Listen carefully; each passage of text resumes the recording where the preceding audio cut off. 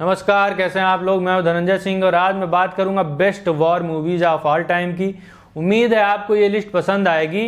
Movie number 14 है border. जी हां, बॉलीवुड की स्टार स्टडेड वॉर फिल्म जिसे शायद किसी हिंदुस्तानी ने ना देखा हो। संदेशे आते हैं जैसा सुपर डुपर हिट सॉन्ग जो सुनने वाले की इमोशंस को टच करने का काम करता है। मूवी कहानी है अलग अलग आर्मी ऑफिसर्स और जवानों की जो उनकी पर्सनल लाइफ को भी बड़ी खूबसूरती से दिखाने का काम करती है। मूवी एडाप्टेशन है 1971 की बैटल ऑफ लोंगेवाला की। हिंदुस्तान और पाकिस्तान के बीच 1971 वार की कहानी है ये मूवी। इस मूवी के बाद भी कई वार मूवीज़ बॉलीवुड ने बनाई हैं, लेकिन इस मूवी की पॉपुलैरिटी को कोई भी बॉलीवुड मूवी दोबारा दोहरा नहीं पाई है। करनाल वाले मामा जी गुजर गए, बाकी सब ठीक है। गाय ने बछड़ा दिया था, पैदा होते बेचारा मर गया, बाकी सब ठीक है। 4 दिन हो गए मुन्नी का बुखार नहीं उतर रहा। बबलू टांगे से गिर पड़ा, उसकी हाथ की हड्डी टूट गई, बाकी सब ठीक है। मूवी नंबर 13 है ग्लोरी। द ग्लोरी कहानी है अमेरिकन सिविल वार के टाइम की, जब एक कम एक्सपीरियंस्ड बंदे को एक ऑल ब्लैक रेजिमेंट का कर्नल बना दिया जाता है। अब इस ऑल ब्लैक रेजिमेंट के सोल्जर्स के साथ वाइट सोल्जर्स के कंपैरिजन में कैसे कैसे भेदभाव किए जाते हैं ये दिखाया गया है। और फिर एक रेजिमेंट जिसमें सारे सोल्जर्स ब्लैक हैं, वो एक वाइट बंदे को अपना लीडर एक्सेप्ट करते हैं या नहीं करते हैं, और फिर कितनी बहादुरी से ये सारे अपनी पहली बैटल में हिस्सा लेते हैं। इनके करेज को देखते हुए फ्यूचर में ब्लैक सोल्जर्स के साथ कैसा बर्ताव किया जाता है, उसमें क्या क्या चेंजेस आते हैं, मूवी इसी सब की कहानी है। मूवी रियल इवेंट्स से इंस्पायर्ड है और डेंजल वॉशिंगटन की ज़बरदस्त एक्टिंग के लिए एक मस्ट वॉच है।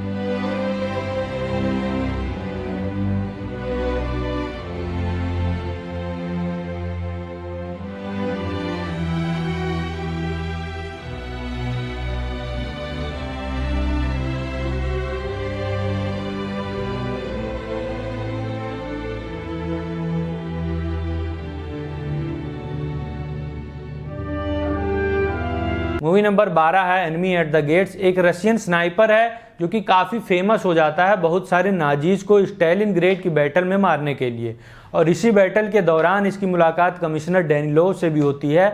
आगे चल के डैनिलोव सीनियर लेफ्टिनेंट बन जाता है और इस स्नाइपर की बहादुरी की कहानियां आर्मी के न्यूज़पेपर में बढ़ा चढ़ाकर छपवाने लगता है, बाकी सोल्जर्स के मोरल्स को बढ़ाने के लिए। अब ये दोनों आगे चल के एक ही डिपार्टमेंट में आ जाते हैं और अच्छे खासे दोस्त बन जाते हैं, और दोनों ही तानिया नाम की सोल्जर के प्यार में पड़ जाते हैं। जब जर्मन फोर्सेस को इस स्नाइपर के बारे में पता चलता है जो कि अकेले ही जर्मन फोर्सेस को बर्बाद कर रहा है, तो जर्मन फोर्सेस अपने एक काफ़ी खूंखार मेजर को इस स्नाइपर को मारने के लिए भेजते हैं, और इसके बाद मूवी में जो कुछ भी होता है वो बहुत ही ब्रेथ टेकिंग है। Don't do that. Don't do that!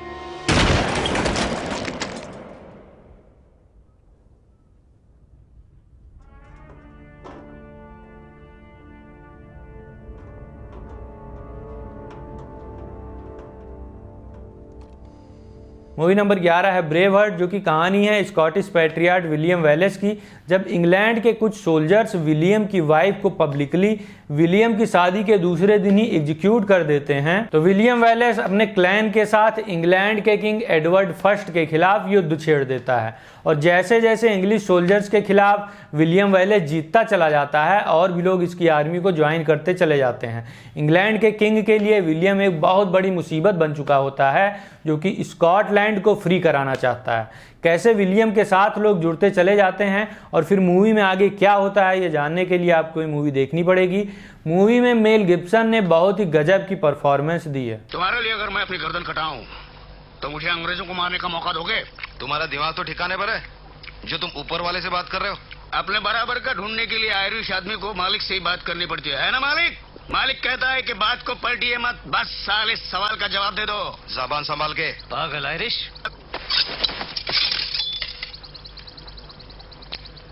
इतना पागल भी नहीं, ये खंजर छुपा के ले आया हूँ, खूसट बुड्ढे। मूवी नंबर 10 है Inglourious Basterds. Movie second world war के टाइम की एक अल्टरनेट हिस्ट्री बताती है जिसमें 2 प्लॉट साथ में चलते हैं। एक जिसमें एक फ्रेंच जीविश लड़की है जो कि एक मूवी थिएटर ओन करती है, उसकी ओनर है और जर्मनी के नाजी लीडर को मारकर अपने फैमिली की मौत का बदला लेना चाहती है। और दूसरा प्लॉट जो है वो ब्रिटिश लोगों ने बनाया होता है, जहाँ एक जीविश अमेरिकन सोल्जर अपनी एक सोल्जर्स की टीम बनाता है जो कि नाजीज के खिलाफ वायलेंट एक्ट करते हुए मूवी में दिखाए गए हैं। मूवी में एक जर्मन एक्ट्रेस है जो कि अंडरकवर एजेंट भी होती है और इन सोल्जर्स की मदद करती है नाजी गवर्नमेंट को गिराने में और वार को एंड करने की कोशिश में। मूवी में क्रिस्टोफर वॉल्ट ने एक नाजी ऑफिसर का रोल निभाया है और सिर्फ इनकी एक्टिंग देखने के लिए ये मूवी एक मस्ट वॉच है।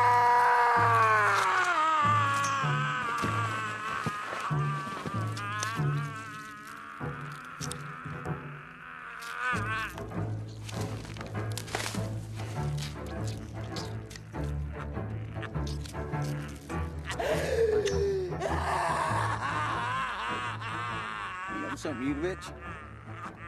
I think this just might be my masterpiece.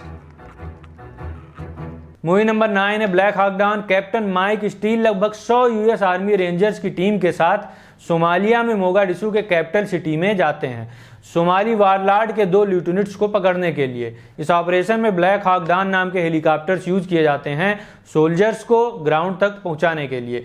जब सोल्जर्स उतारे जा रहे होते हैं उसी समय सोमालियन फोर्स अटैक कर देती है और 2 हेलीकॉप्टर डाउन हो जाते हैं और फिर इन सोल्जर्स को हैवी गनफायर से बचा के कैसे निकाला जाता है वहां से, उसी की कहानी ये मूवी है। मूवी में बहुत ही गोरी और ब्रूटल सीन्स हैं जो देखने वाले का दिल दहला सकते हैं। वार की असलियत बहुत ही निर्मम तरीके से दिखाई गई है।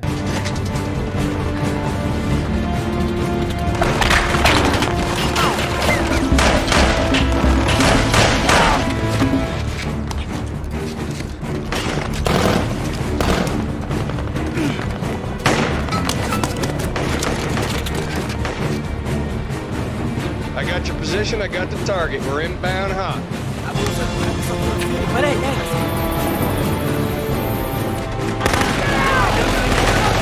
मूवी नंबर 8 है डनकिर्क। ये मूवी कहानी है सेकेंड वर्ल्ड वॉर के टाइम की। मई 1940 में जब जर्मनी फ्रांस में घुस रहा था तो डनकिर्क के बीच पर फ्रेंच, ब्रिटिश, बेल्जियन और डच सोल्जर्स फंस गए थे और फिर यहाँ से ब्रिटिश और फ्रेंच फोर्सेज ने कैसे 3,30,000 सोल्जर्स को स्ट्रेटजिक तरीके से इवैक्यूएट किया। ये मूवी इसी की कहानी है।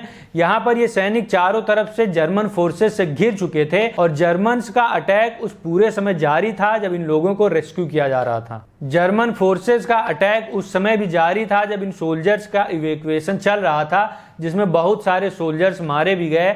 मूवी के डायरेक्टर हैं नोलन और ये मूवी एक मस्ट वॉच है हर उस बंदे के लिए जिसे वार मूवीज पसंद हैं।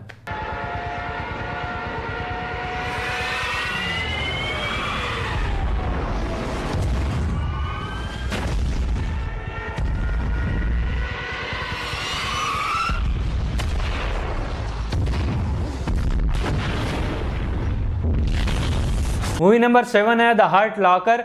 इराक वार के समय सार्जेंट विलियम जेम्स को एक बॉम्ब डिस्पोजल टीम दी जाती है ट्रेन करने के लिए, लेकिन सार्जेंट का जो अप्रोच है वो कुछ लोगों को बहुत ही रेकलेस लगता है।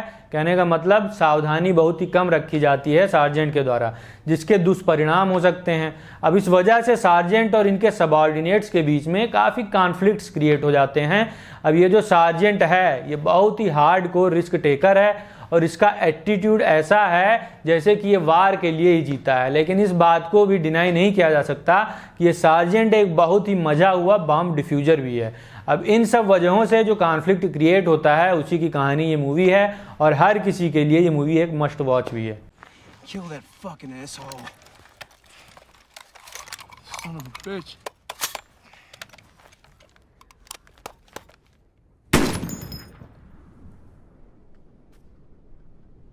मूवी नंबर 6 है द पियानिस्ट। ये मूवी इस लिस्ट की बाकी मूवी से काफ़ी अलग है।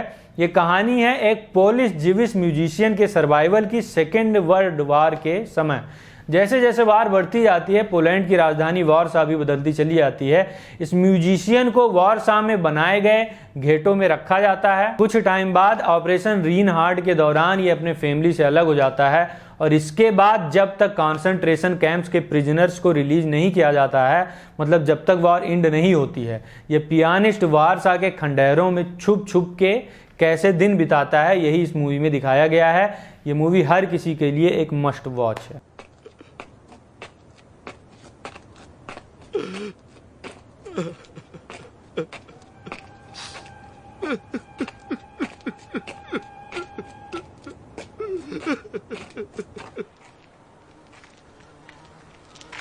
मूवी नंबर 5 है all quite on western front, और मैं 2022 वाली मूवी की बात कर रहा हूँ। मूवी की कहानी है फर्स्ट वर्ल्ड वार के समय की।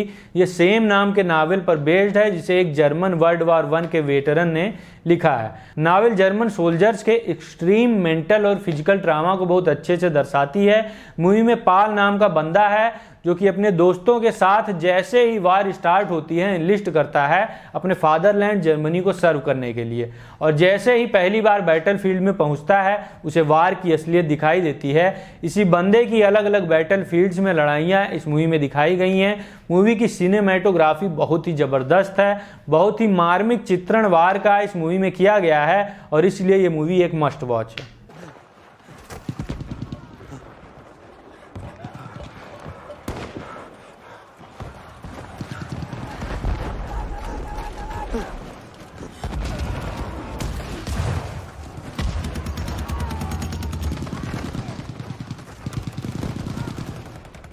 मूवी नंबर 4 है शिंडलर्स लिस्ट। ये कहानी है वर्ल्ड वार 2 के समय जब नाजी जीव्स को ढूंढ ढूंढ कर मार रहे थे, कॉन्सेंट्रेशन कैंप्स में भर रहे थे, गैस चैम्बर्स में मार रहे थे और हजारों तरीके से जीव्स को टार्चर कर रहे थे। उस समय एक जर्मन इंडस्ट्रियलिस्ट वार से पैसा कमाने की सोचता है। बिजनेसमैन का नाम है ऑस्कर शिंडलर, जो कि नाजी पार्टी का मेंबर भी होता है, जिसने नाजी पार्टी सिर्फ अपने पॉलिटिकल दबदबे के लिए ज्वाइन की होती है। ये अपने फैक्ट्री में जीविस वर्कर्स को काम देता है। फिर जब जैसे जीव्स लोगों को कारकोव के घेटों में मारने लगती है, तब ये बिजनेसमैन अपने वर्कर्स को मरने से बचाता है, उन्हें नाजी आर्मी से प्रोटेक्शन प्रोवाइड करता है ताकि फैक्ट्री ऑपरेशनल रह सके। और जल्द ही उसे समझ में आ जाता है कि ऐसा करके वो इनोसेंट जीव्स की जिंदगियां भी बचा रहा होता है। अब इनकी जिंदगियां बचाने के लिए ये बंदा किस हद तक जाता है, यही इस मूवी में दिखाया गया है। और मूवी थोड़ी बड़ी भले है, लेकिन एक मस्ट वॉच है।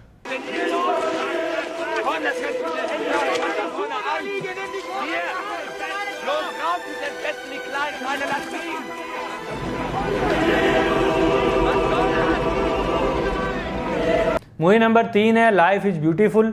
ये मूवी कहानी है सेकेंड वर्ल्ड वार के टाइम की, कैसे एक फैमिली की जिंदगी पूरी तरह से बदल जाती है जब उन्हें कॉन्सेंट्रेशन कैंप्स में बंद कर दिया जाता है। वाइफ जीव ना होने के बावजूद भी हस्बैंड के पास रहने के लिए कॉन्सेंट्रेशन कैंप में चली जाती है। एक बाप कैसे अपने बेटे को अपने आसपास हो रही हृदय विदारक घटनाओं के इफेक्ट से बचाता है, जहां लोगों को सिर्फ इसलिए मारा जा रहा है क्योंकि वो एक जीव हैं।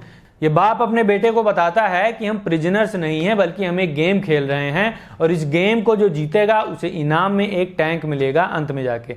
और फिर कैसे ये बाप अपने बेटे को बचाता है नाजीज से, इसी की कहानी ये मूवी है। मूवी का जो टोन है वो इस बंदे की हरकतों की वजह से ह्यूमरस है। अब आप खुद सोचिए कि होलोकास्ट जैसे सब्जेक्ट पर एक कॉमेडी ड्रामा बनाना कितना मुश्किल काम होगा। ये मूवी हर किसी के लिए एक मस्ट वॉच है।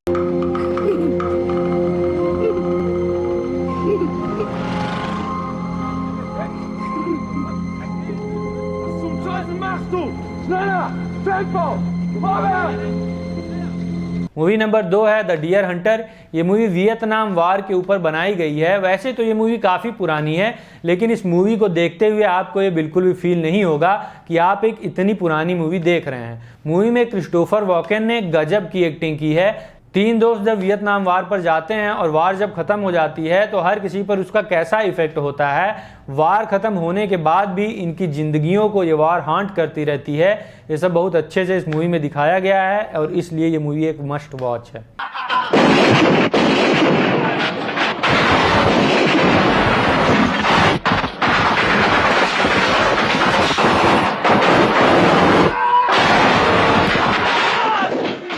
मूवी नंबर 1 है सेविंग प्राइवेट रायन, और ये मूवी हर मूवी लवर के लिए एक मस्ट वॉच है। वार की असलियत जिस तरह इस मूवी में घुस के दिखाई गई है, आपको कहीं और देखने को नहीं मिलने वाली है। कैप्टन जॉन मिलर अपनी टीम के साथ एनिमी लाइंस को क्रॉस करके जाते हैं एक सोल्जर को सेफली वापस लाने के लिए, जिसका नाम है जेम्स रायन।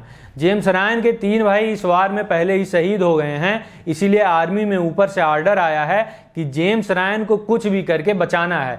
ये मूवी जितनी थ्रिलिंग है उतनी ही दिल को छू लेने वाली है। इस मूवी को आप कैसे भी मिस नहीं कर सकते।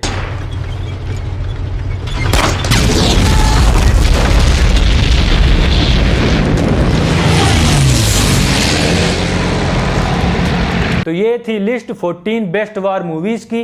अगर आपने इसमें से कोई भी मूवी नहीं देखी है तो ज़रूर देखें। आगे भी ऐसे लिस्ट देखने के लिए हमारे चैनल को ज़रूर सब्सक्राइब करें। फिर मिलूंगा आपसे किसी और वीडियो के साथ, तब तक के लिए नमस्कार।